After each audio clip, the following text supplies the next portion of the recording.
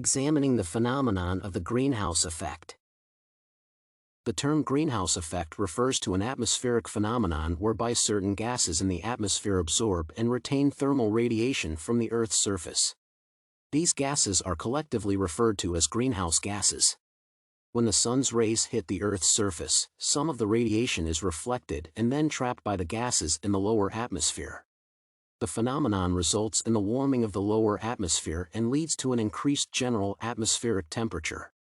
The reason why the reflected radiation is absorbed is because it is in the form of a much lower frequency infrared radiation.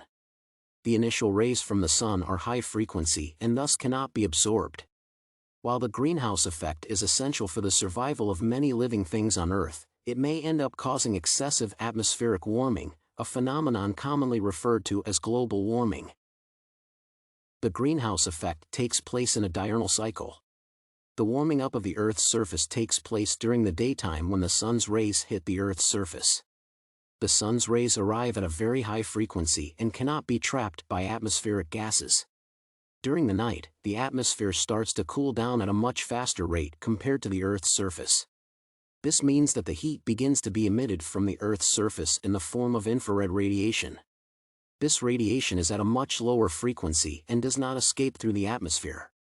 The majority of this radiation is trapped by greenhouse gases and absorbed for re-radiation. This cycle repeats itself every day. The higher the amount of greenhouse gases in the atmosphere, the higher the atmospheric temperature due to the greenhouse effect. The greenhouse effect is slowly becoming an environmental problem because the amount of greenhouse gases has increased in the atmosphere, surpassing the normal levels. The four main gases together are classified as greenhouse gases. These are namely, carbon dioxide, methane, ozone, and water vapor. These gases, unlike other atmospheric gases, are made up of two or more different atoms.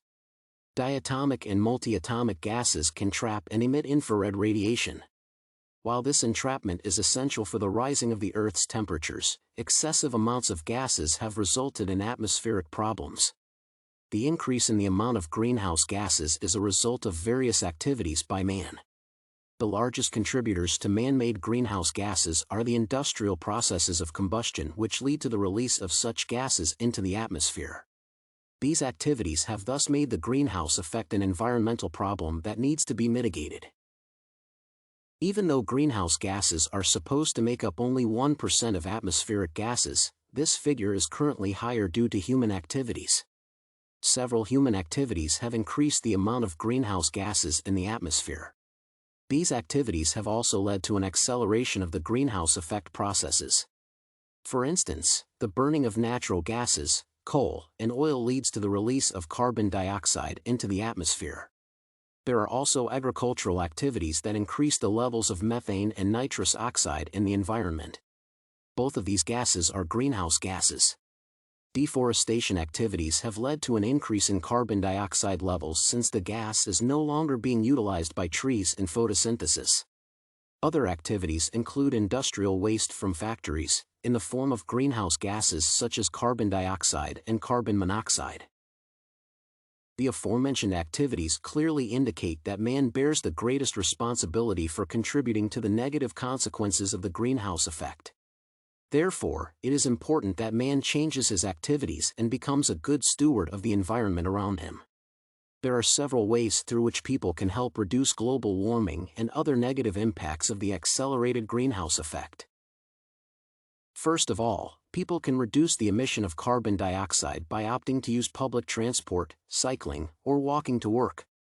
People should also practice electricity conservation habits such as switching off light bulbs that are not in use and unplugging idle electronic devices. Power conservation activities that are effective also include the use of energy-saving bulbs instead of traditional incandescent bulbs. Apart from the activities that reduce the pressure on the available energy resources, people can also practice sustainability activities such as replenishing the depleted resources. For instance, planting trees will lead to the absorption of excess carbon dioxide gas in the environment. Also, people should change their agricultural practices by using fertilizers that have little to no nitrous oxide byproducts. the scientific field should also be encouraged to research alternative energy sources that do not release greenhouse gases into the atmosphere.